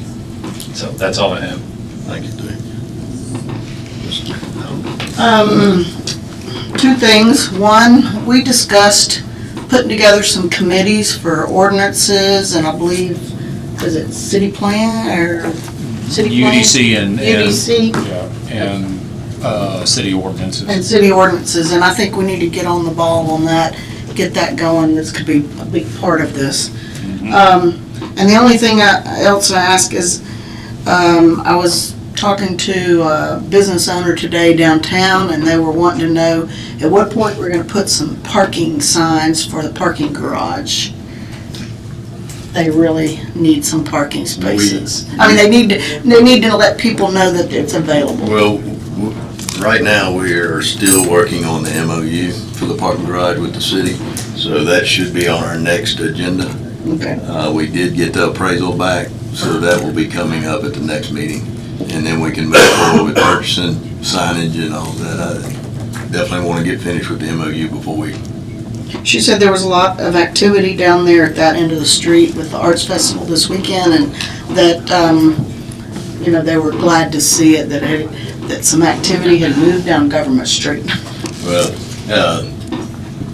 Miss Cynthia with the chamber, myself, and Danny and Mr. Chick, we actually met with a group that has the signage, and hopefully we'll have some ideas to hand to y'all and look at just for that. Okay. Mr. Wade? Yeah, I want to thank Chief Dye and Chief Hitch for a job well done this weekend. Fire department, police department, out in full force, kept everything safe. You did a great job. All right, Ms. Pfeiffer? I wanted to thank Public Works for cleaning those canals on Beverly Place for me. I heard from the residents today. Very appreciative of that. Working with me on getting that cleaned up. The other is, earlier in this meeting, we acknowledged the mayor's veto of the resolution to establish a formal numbering system for board resolutions. And this board passed that by a 5-to-1 supermajority just in our last meeting. I feel like this veto directly undermines the principles of transparency and accountability that our community expects. This board deserves the opportunity to reaffirm its position in the open on the record with a clear vote. I'm asking that this resolution be placed back on the board tonight, in front of the board tonight, so that the will of the people and this board can move forward. So I would like to make a motion that the Board of Aldermen override the mayor's veto of Resolution 2025-01, which establishes a formal numbering system for resolutions. And if there's a second, I'd also like a roll call vote. Okay, we have a motion? That was the motion, was it? Yes. We have a motion by Alderman Pfeiffer. Do we have a second?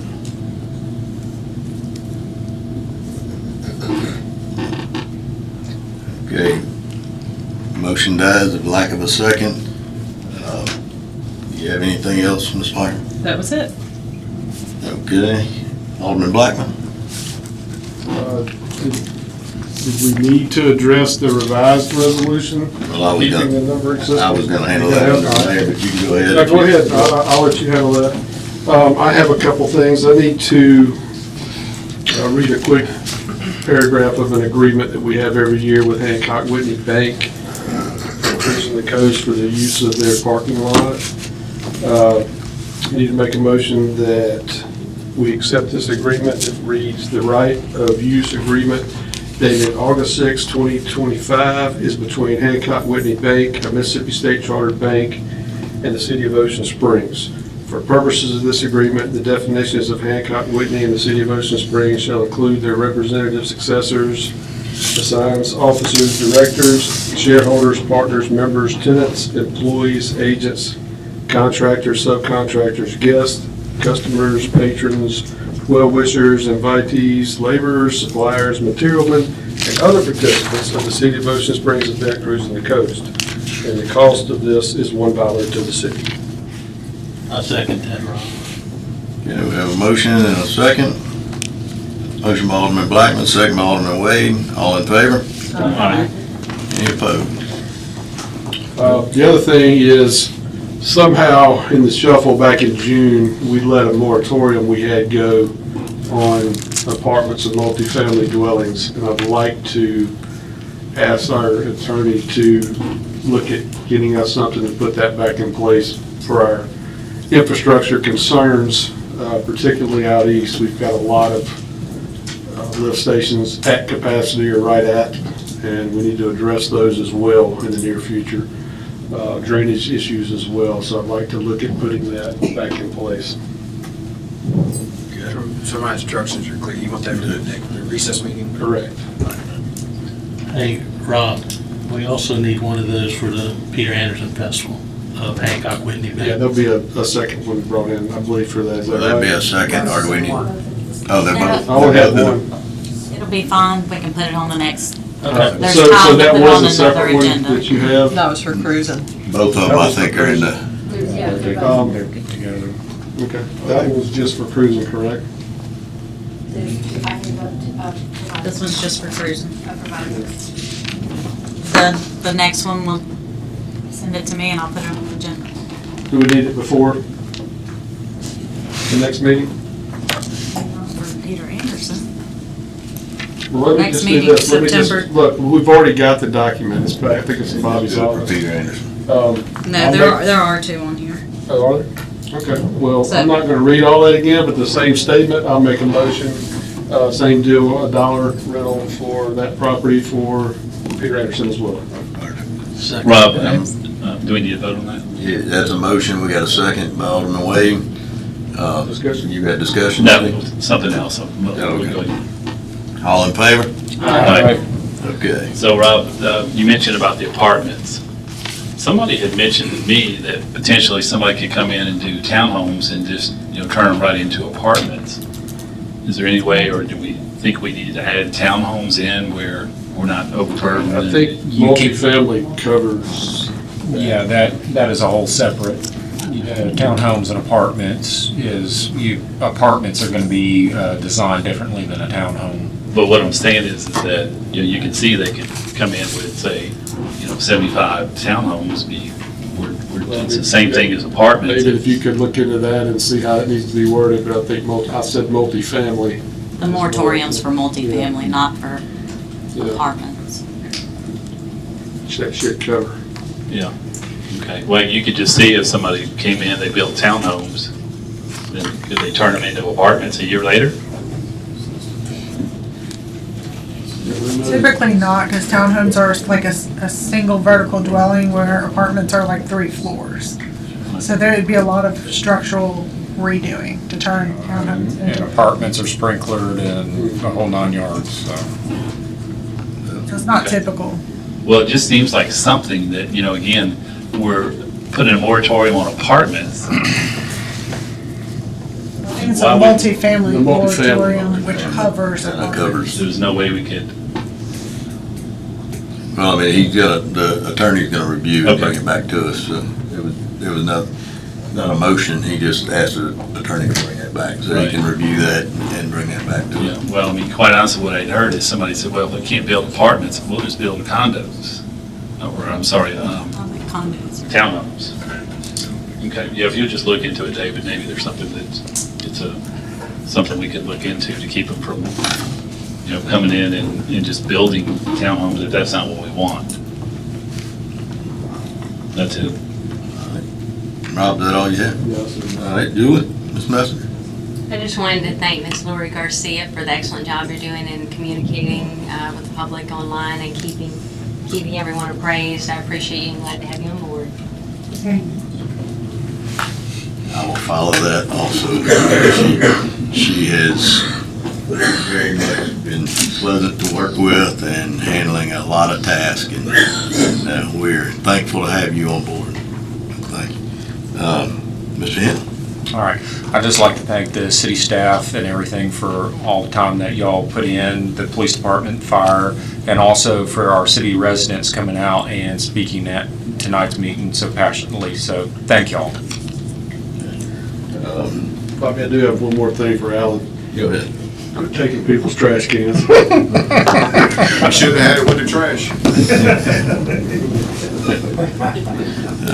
I don't know what happened, but just figure that out, because that's the second time for her, so. Yeah, thank y'all. All right, so the only thing I have is I'd like to move forward with the revised resolution establishing the numbering system for our resolutions. That is something the board as a whole agreed upon, that will help assist in everybody finding much easier the resolutions that you're looking for.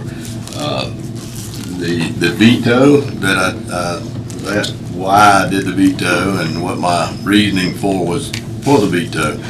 After we had our vote the other night, it was a 5-1 vote. That I was not sure of the amendment that was made with the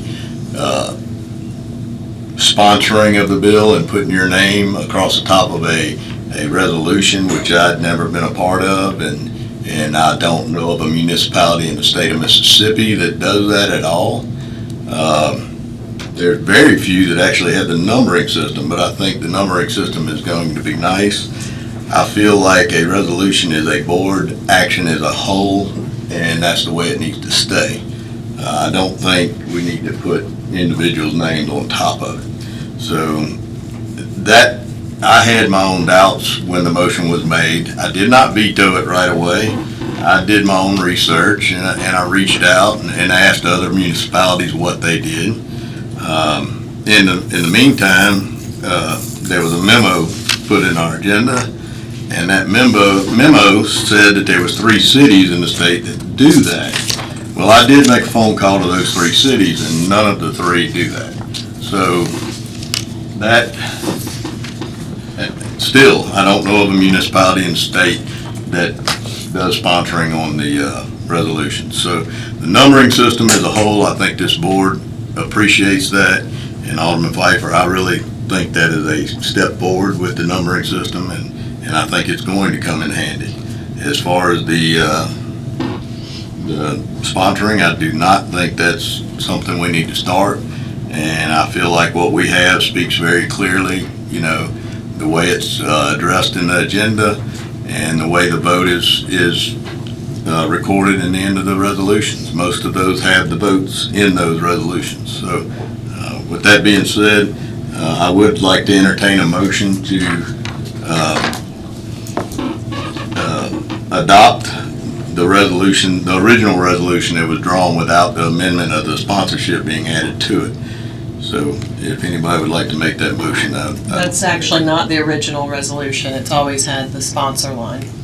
well, we have the attorneys take resolutions and they review the resolution to make sure they're in the form that we've always worked from.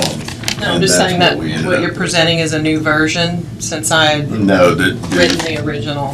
the version that was presented to the board last meeting that one you with the, amended right. and put the sponsorship back. We're adopting the numbering system without the With sponsorship. the revision. Without the sponsorship, yes. So, somebody like to make that motion, I entertain. I'll make that motion. Okay. Second. We got a motion and a second. All in favor? Aye. Anyone opposed? We need a roll call. All right, roll call, Steve? Aye. Aye. Aye. Aye. Aye. Aye. All right, motion passed. Thank you very much. We have executive session.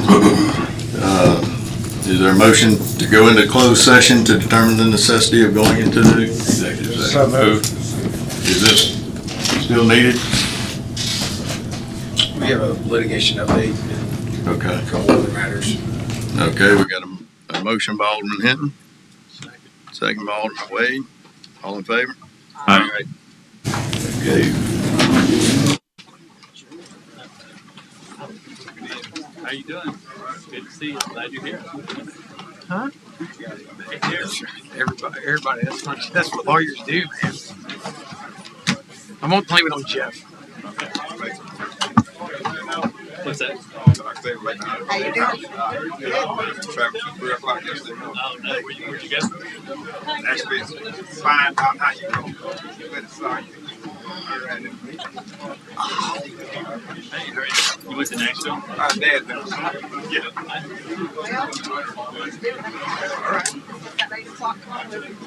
Hey, Mr. Grant, are you going to see him?